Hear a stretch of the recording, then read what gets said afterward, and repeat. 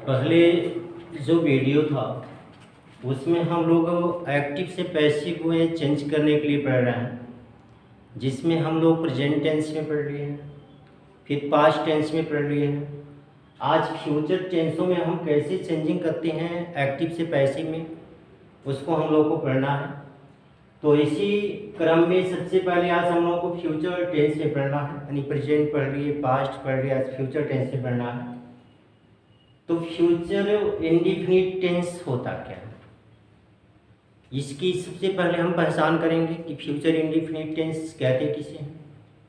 Future indefinite जो tense होता है उसमें जो हिंदी वाक्य होते हैं उसके अंत में गा, गे, गी ये शब्द आते हैं।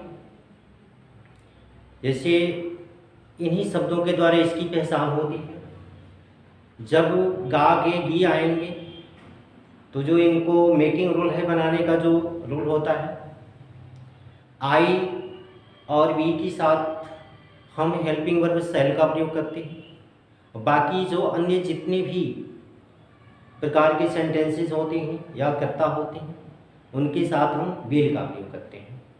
तो इस तरह से हम लोग पहले इसकी पहचान कर लेंगे, जानेंगे, उसके बाद ही हम डिसीजन ले पाएंगे कि ये जो है फ्यूचर टेंस है। तो इसमें जो अंग्रेजी का वाक्य होता है उसमें शैल विल लगा होता है, और इसको करने के लिए हम लोग इसके साथ अगले सेंटेंस में जो हेल्पिंग वर्ब यूज़ होती है कॉन्टिन्यूअस का, उसको हम ले लेते हैं। तो अब इस तरह से हम यहाँ पे ये जान लेंगे कि फ्यूचर इंडेफिनिट टेंस होता क्या है, और इसको बनाने के लिए हम लोग किस फार्मूले का प्रयोग करेंगे, यानी इसको जब बनाना होगा तो किस फार्मूले का प्रयोग करेंगे। फार्मूला ये है कि सबसे पहले सब्जेक्ट को ढूंढेंगे, फिर शैल बी या विल बी का प्रयोग करेंगे, मेन वर्ब के थर्ड फॉर्म का प्रयोग करेंगे, फिर बाई और फिर ऑब्जेक्ट का प्रयोग करेंगे। तो इस तरह से हम लोग इसको जान लेंगे कि आई और वी के साथ शैल बी का प्रयोग करना है, और अन्य जितने भी कर्ता होंगे सबके साथ विल बी का प्रयोग करना है। यहाँ पे वाक्य लिखा हुआ है कि I shall write a letter to. अब हमको अलग अलग कर लेना है कि कौन क्या है, यानी आई shall write a letter tomorrow, यानी मैं कल एक पत्र, यानी आई shall write a letter tomorrow, कल मैं एक पत्र लिखूंगा। तो अब ये लिखूंगा गागेगी इसका अर्थ दे रहा है कल ये पत्र लिखा जाएगा। प्रश्न करके हमको सबसे पहले किसको पता करना है, सब्जेक्ट को। तो कल पत्र कौन लिखेगा, ये अगर हम प्रश्न करते हैं कि कल पत्र कौन लिखेगा, तो उत्तर में मिलेगा आई। ये हो गया आपका सब्जेक्ट। अब ये हो गया आपका सेड हेल्पिंग वर्ब। अब कौन सा काम हो रहा है, तो लिखने का काम हो रहा है, ये हो गया आपका मेन वर्ब। और क्या लिखा जा रहा है, तो लेटर लिखा जा रहा है, ये हो गया ऑब्जेक्ट। कब लिखा जाएगा, तो टुमारो, यानी आने वाले कल को लिखा जाएगा, ये हो गया टाइम। अब इस तरह से जब भी यहाँ पे कोई टाइम होता है, जब इसको हम एक्टिव से पैसिव में चेंज करते हैं, तो वर्ब की जस्ट बाद हम इसका यूज करते हैं, यानी वर्ब और वाई के बीच में इसका यूज करेंगे। तो इस तरह से अब हमको ऑब्जेक्ट मिल गया, मेन वर्ब मिल गया, हेल्पिंग वर्ब मिल गया, सब्जेक्ट मिल गया। हम करते क्या है, जो ऑब्जेक्ट होता है उसको हम सब्जेक्ट बना लेते हैं और सब्जेक्ट को ऑब्जेक्ट बना लेंगे। अब इस तरह से ऑलेटिव यहाँ पे सब्जेक्ट का काम करेगा। अब ये हो जाएगा ऑलेटिव। अब यहाँ पे सेल का यूज हुआ आई के साथ, लेकिन अब ये सिंगुलर नंबर में इसके साथ आ गया। अब यहाँ पे हम सेल न करके विल का प्रयोग करेंगे। अब इसकी जस्ट बाद हम बी सहायक क्रिया ले लेंगे, इसलिए कि जो कॉन्टिन्यूअस में यूज होता है सेल और विल के साथ हम बी का प्रयोग कर लेते हैं। तो ये हो जाएगा और लेटर विल बी रिटेन क्रिया के थर्ड फॉर्म रिटेन, टाइम यहाँ आ जाएगा टुमारो, बाई। अब यहाँ पे आई जो है वह एक प्रोनाउन है, फर्स्ट पर्सन का प्रोनाउन है और सब्जेक्टिव केस में है। इसको हम रख रहे हैं ऑब्जेक्ट के स्थान पर। अब ये हो जाएगा ऑब्जेक्टिव केस में। तो आई का जो ऑब्जेक्टिव केस होता है वो मी होता है, इस तरह से यहाँ पे हो जाएगा मी। अब ये पूरा सेंटेंसेस हो गया आपका। और letter will be written tomorrow by me. अगर इसका नेगेटिव करना है तो इसी तरह से नेगेटिव कर लेंगे। अब ये इसमें लिखा है they will not read a book. अब ए बुक ऑब्जेक्ट है, ये मेन वर्ब है, ये हेल्पिंग वर्ब हो गया, दे यहाँ पे सब्जेक्ट है। अब ए को हम सब्जेक्ट के रूप में लेंगे, ये हो जाएगा a book will not be read by them. अब यहां दे जो है थर्ड पर्सन का प्रोनाउन है, इसको हम ऑब्जेक्ट के स्थान पर रखेंगे तो दे में चेंजिंग हो जाएगा कि हो गया कि a book will not be read by them. इसका यदि इंट्रोगेटिव करना है तो इंट्रोगेटिव कैसे करेंगे, why will he help us. तो अब वो यहां पे हो जाएगा व्हाई वी। अब वो अस को जब हम सब्जेक्टिव केस में रखेंगे वी हो जाएगा, तो why shall, why will we, why will be helped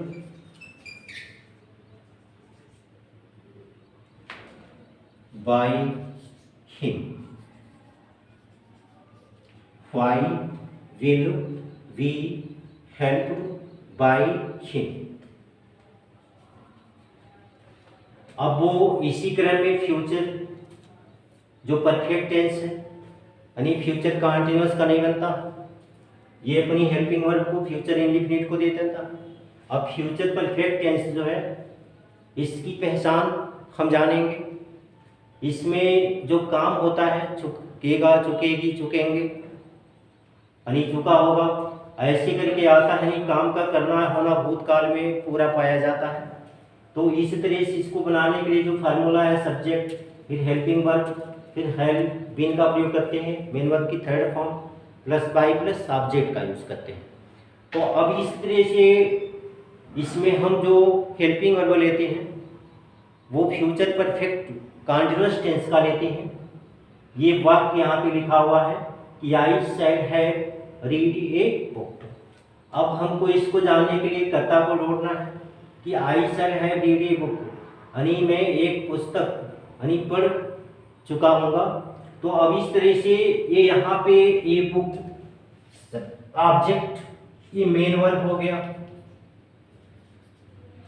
ये हेल्पिंग वर्ब हो गया या सब्जेक्ट हो गया। अब करना क्या है कि ऑब्जेक्ट को सब्जेक्ट और सब्जेक्ट को ऑब्जेक्ट कर लेते हैं और बुक यहाँ पे अब सब्जेक्ट हो जाएगा ए बुक। अब इसके अनुसार हम यहाँ पे हेल्पिंग वर्ब का यूज करते हैं, शैल हैव है तो अब ये यहाँ पे विल में बदल जाएगा, a book will have been read by me. ये हो गया a book will have been read by me. अब इसका नेगेटिव होगा, नेगेटिव करने के लिए लिखा है कि और carpenter will not have made the chair. तो अब यहाँ पे chair object, made main verb, helping verb और ये सब्जेक्ट हो गया। अब हम करेंगे क्या, इसको सब्जेक्ट बनाएंगे, ये हो जाएगा the chair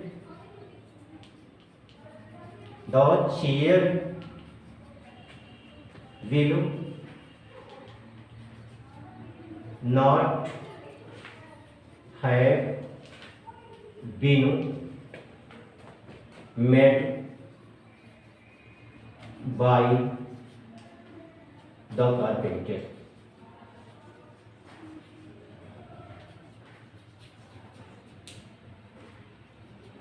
The chair will not have been made by the carpenter। तो अब इस तरह से नेगेटिव है, फिर इंट्रोगेटिव जब चेंज करना होगा इसका पैसिव वॉइस अब हम करेंगे। तो ये है कि why will Gopal have cut the tea. अब why will the team have been cut by Gopal. Question mark का प्रयोग करेंगे, यानी why will the team have been caught by Gopal. अब इस तरह से जो फ्यूचर टेंस में हम चेंजिंग जो करते हैं, यानी जितने प्रकार की चेंजिंग होती है फ्यूचर में, अब ये दो ही तरह की सेंटेंसों में चेंजिंग होती है, फ्यूचर इंडेफिनिट में और फ्यूचर परफेक्ट में। यानी फ्यूचर कॉन्टिन्यूअस और फ्यूचर परफेक्ट कॉन्टिन्यूअस का नहीं बनता है। अब इसी सीक्वेंस में जब वो इंट्रोगेटिव सेंटेंसेस होंगे तो उसको हम सेंटेंसों के साथ पढ़ लिए हैं कि किस तरह से उनकी चेंजिंग करेंगे, लेकिन कुछ जो रूल्स होते हैं वो अलग हो जाती हैं। यदि प्रश्न पूछने का काम कोई मॉडल ऑक्सिलरी करती है तो उसको हम कैसे चेंज करेंगे। ब्रेक की मॉडल ऑक्सिलरी यदि can, could, may, might, would, should और आर्ट, टू और मस्ट, यदि इससे आरंभ होने वाला कोई प्रश्नवाचक वाक्य में कोई अगर होता है तो हम उसमें कोई परिवर्तन नहीं करते। यानी जब प्रश्न जो है इस मॉडल ऑक्सिलरी के द्वारा पूछा जाएगा, जब ये आपका हेल्पिंग जो भी है ऑक्सिलरी है, जिससे प्राइमरी ऑक्सिलरी के द्वारा जब पूछा जाएगा तो कैसे चेंज करेंगे, वो हो चुका है। जब ये मॉडल ऑक्सिलरी के द्वारा पूछेगा तो कैसे चेंज करेंगे। अभी मॉडल ऑक्सिलरी जो होती हैं ये सब यहाँ पे लिखा हुआ है, कैन है, कुड है, may, might, would, should, ought, to, must. जब ये सब चीज़ें होंगी तो वहाँ पे हम कैसे चेंज करेंगे। कह रहे हैं उसमें हम कोई परिवर्तन नहीं करते हैं, केवल बी का यूज कर देते हैं, कर्ता की बात कर देते हैं। तो अब ये हो जाएगा कि कैन यू राइट इंग्लिश। तो अब ये यहाँ पे कैन जहाँ है मॉडल ऑक्सिलरी वहाँ रहेगी। हम जब वो ऑब्जेक्ट को सब्जेक्ट बनाएंगे आ जाएगा। इसके बाद हम क्या करेंगे, बी का यूज करेंगे, फिर हेल्पिंग वर्ब आएगी और ऑब्जेक्ट लास्ट में जाएगा। तो कैन इंग्लिश बी, अब वो क्रिया की थर्ड फॉर्म आएगा written by you. Can English be written by you. तो इस तरह से हम इसमें कोई चेंजिंग नहीं करेंगे, केवल जो सब्जेक्ट होगा यानी जो ऑब्जेक्ट सब्जेक्ट का स्थान लेगा उसके बाद बी का प्रयोग कर देंगे। बाकी जो सेंटेंसेस है उसमें कोई चेंजिंग नहीं करते हैं। अब इसी तरह से यहाँ पे कह रहा है कि यदि एक्टिव वॉइस का वाक्य कोई इंट्रोगेटिव प्रोनाउन हो, यानी एक्टिव वॉइस का जो वाक्य है यदि वो किसी इंट्रोगेटिव प्रोनाउन से शुरू होता है और उस इंट्रोगेटिव प्रोनाउन में हु, व्हाट, whom से आरंभ यदि होने वाले वाक्य हो, यानी ऐसी वाक्य जो इनसे आरंभ होती हो, ये तीन जो शब्द हैं हु, व्हाट और whom, तो उसमें हम हु को बाय whom में बदल देते हैं, व्हाट को विद व्हाट में बदल देते हैं और whom को टू whom में बदल देते हैं। तो इस तरह से चेंजिंग जो होती है, हु को बाय होम, व्हाट को विद व्हाट और होम को टू होम। तो अब ये देखा जाए तो इससे पहले केवल इसी की चेंजिंग हो रहा है, इसमें हम जो विद वगैरह है इसको लगा करके हम पूरा कर लेते हैं जो हमारे प्रीपोजिशंस है। तो अब इस तरह से इसको जब हम चेंज करेंगे तो ये कैसे बदलेगा। लिखा हुआ है कि who has broken the glass. अब हु को चेंज करने के लिए हम बाय होम में बदल देंगे, जैसे यहाँ पे आया है डब्ल्यू वर्ड, ये आपका हो जाएगा बाय होम, बाय होम। अब बाय होम हैज, अब यहाँ पे ग्लास जो है ऑब्जेक्ट है जो सब्जेक्ट का काम कर रहा है, और यहाँ पे ब्रोकन ये वर्ब पे खत्म हो जाएगा वाक्य। तो हो गया कि by whom has the glass been broken. By whom has the glass been broken. तो अब इस तरह से अगर इसके बाद यदि व्हाट आता है तो विद व्हाट में चेंज कर लेंगे, अगर यहाँ पे whom आता है तो टू whom में बदल लेंगे। यानी प्रश्न पूछने का काम यदि यहाँ से होगा, किसी भी ऐसे इंट्रोगेटिव प्रोनाउन से होता है, तो हम यहाँ पे इनको इस हिसाब से चेंज कर लेते हैं। तो हम लोग आज फ्यूचर जो टेंस है इसमें इंडिफिनिट, उसका परफेक्ट, इसके साथ साथ जो इंट्रोगेटिव सेंटेंसेज होती हैं जिनमें यदि मॉडल ऑक्सिलरी के द्वारा प्रश्न पूछने का काम होता है तो हम उसको कैसे चेंज करेंगे। इसकी बजाय यदि कोई जो एक्टिव वॉइस का वाक्य है जिसमें ये इंट्रोगेटिव प्रोनाउन से पूछा जाएगा, जिसमें तीन चीज़ होती हैं, हु को देखना है, फिर व्हाट को देखना है और होम को देखना है, यानी हु व्हाट और होम। तो इनको हम चेंज करते हैं, हु को केवल बाय होम में, व्हाट को विद व्हाट में और होम को टू होम में, बस इसको हम चेंज कर लेते हैं। और इस हिसाब से अब एक्टिव से पैसिव चेंज करना ये आसान हो जाएगा। अब अगले जो दिन होगा हम लोग इसकी आगे जो इम्परेटिव सेंटेंसेस हैं या ऑब्जेक्टिव सेंटेंसेस हैं, एक्सक्लेमेटरी सेंटेंसेस हैं या लेट के प्रयोग वाले वाक्यों को कैसे चेंज करेंगे, इसको हम लोगों को पढ़ना है। थैंक्स।